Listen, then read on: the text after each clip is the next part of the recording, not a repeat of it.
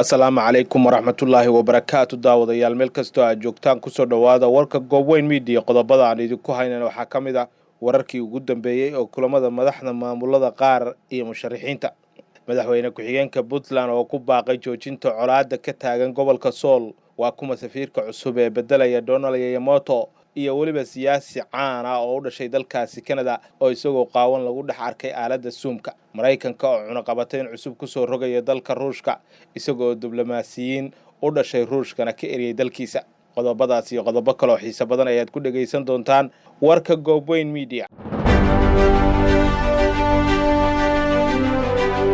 isku soo laabasho wanaagsan daawadayaal ku bilownay madaxweynayaasha maamulada Hirshabeelle iyo Galmudug ayaa kulan la qaatay musharixiinta xilka madaxweynaha u taagan ee Soomaaliya kulankan ayaa ka dhacay guriga madaxweynaha Galmudug Axmed Cabdi Kaariye Qoorqoor oo madaxda u sameeyay afur sida ay xaqiijiyeen war lagu kalsoonaan karo kulanka ayaa looga hadlay arrimaha doorashooyinka gaar ahaan muddo kordhintii dhawaan uu sameeyay xildhibaanada muddo xileedkooda uu dhamaaday ee golaha shacabka wararka qaar ayaa sheegaya in midowga musharixiinta iyo labada madaxweyne ay ka qaateen go'aan rasmi ah in muddo kordhinta taas oo la isla qaateen in si wada jir ah looga soo wada horjeesto waxaa lagu wadaa inay soo saaraan war ku saabsan go'aanka xilli hore maamulka Galmudug u cadeeyeen inaysan aqbali doonin wax muddo kordhin ah balse loo baahan yahay in doorasho la aado haddii ay dhacdo in labada madaxweyne ay ka soo horjeestaan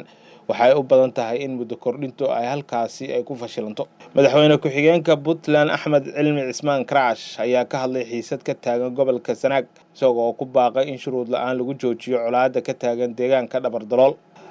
Karaash ayaa waxgaradka ugu baaqay inay qaataan kaalintooda mas'uuliyadeed isla markaana ay u istaagaan sidii looga hortagi lahaa dagaal dhexmaraya dhinacyada abaabulka ku hawlan waa sida uu hadalka u dhigay waxaan ugu baaqayaa beelaha walaalaha ee dirirtu ay ku dhex marayso deegaanka Dhabardalool ee gobolka Sool in ay si shuruud la'aan u joojiyaan gulufka colaadeed ee ka taagan halkaas lagana wada shaqeeyo sidii xal waara looga gaari lahaa dhibaatada soo noqnoqotay ee sababtay dhimashada iyo dhaawaca sidaasi waxaa yiri madaxweyne ku-xigeenka Puntland Axmed Karaash oo hadalkiisa sii wata ayaa waxa yiri waxa wax laga xumaada ah iyadoo oo lagu jiro bisha barakaysan ee Ramadaan in la daadiyo dhiig qof muslim ah oo sooman taas oo ah ficil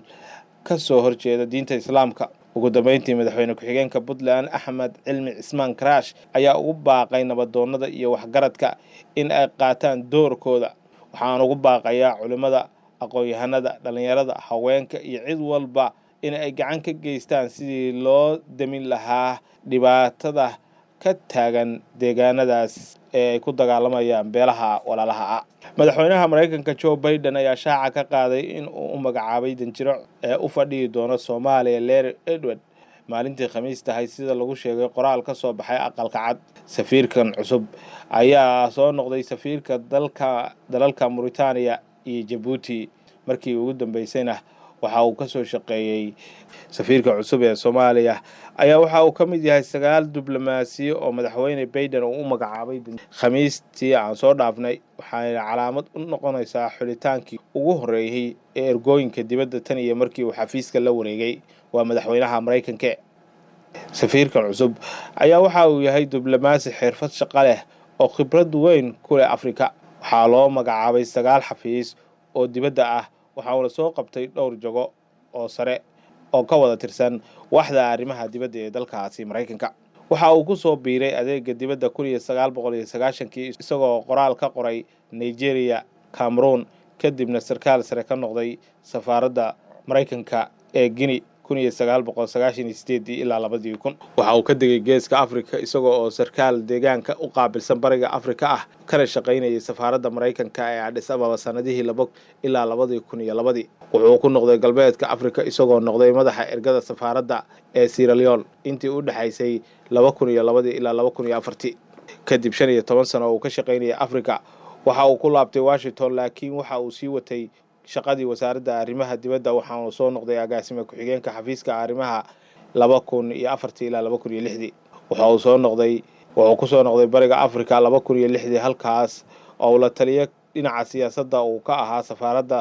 Mareykanka ee dalka Kenya ilaa 2008 halkaas oo uu u wareegay safaaradda Dar es Salaam ee dalkaasi Tanzania oo ka ahaa ku-xigeenka madaxa ergada ilaa 2010 waxa uu ahaan jiray ergey iyo agaasime xafiiska ergada gaarka ah ee South Sudan ee wasaaradda arrimaha dibadda.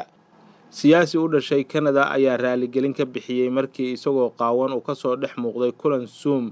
lagu qabanayo oo uu la lahaa dad ay wada shaqeeyaan. William Amos oo laga soo doorto degmada Patriotic ee gobolka Quebec ayaa qoraal oo shaaciyay Arbacadii ku sheegay dhacdadaas in ay khalad nasiib darro ay ahayd. kaamirada ayaa si lama filaan ah u shidantay xilli aan iska bedelayay dhar aan ku ordayay oo aan xiranayay dharka shaqada, ayuu yiri siyaasigan. sawirro laga qaaday muuqaalka oo lagu baahiyay baraha bulshada ayaa muujinaya Amos oo telefoon ku haya cawradiisa. waxa uu sheegay in uu ka xumaaday dhacdadaasi oo ku tilmaamay khalad uusan ulakac u samaynin oo mar kale dhici doonin. waxa uu raaligelin buuxda siiyay xubnaha baarlamaanka gobolkaasi.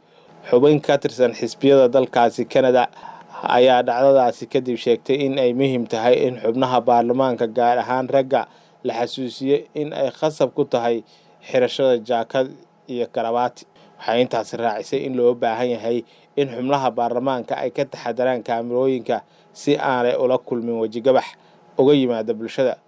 dhacdooyinka noocaasi ayaa ku soo badanayay internetka tan iyo markii uu xanuunka COVID-19 sababay in dadka ay guryahooda ay ku soo shaqeeyaan. madaxweynaha Mareykanka Joe Biden ayaa saxiixay amar fulin ah oo lagu soo rogayo cunaqabatayn cusub oo ka dhan ah dalka Ruushka, iyo sidoo kale in la eriyo erga gaaraysa 10 diblomaasi oo u dhashay dalkaasi Ruushka,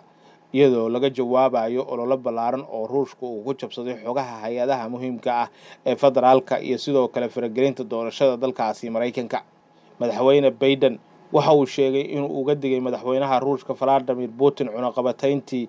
markii uu telefoonka kula hadlayay bishii April 13. Mareykanku ma doonayo in uu bilowdo meertada sii kordhaysa iyo khilaafka Ruushka. waxa aan doonaynaa xiriir degan oo la saadaalin karo, ayuu waa Joe Biden. cunaqabatayntan oo isbuucyo ay siiyeen maamulka Mareykanka ayaa matalaysa ficilkii ugu horeeyay ee argoosi ah ee looga dhawaaqo dalkaasi Mareykanka sanadkii hore, kaas oo caan ku ahaa jebinta SolarWinds. soo dhexgalka burcadda Ruushka ayaa aad loo rumaysan yahay inay ku faafiyeen software aad loo adeegsado koodhan xun, taas oo u suurtagelinaysa in ay galaan shabakadaha ugu yaraan 9 hay-adood, taas oo saraakiisha Mareykanka ay rumaysan yihiin inuu ahaa howlgal sir aruurin ah. daawadayaal,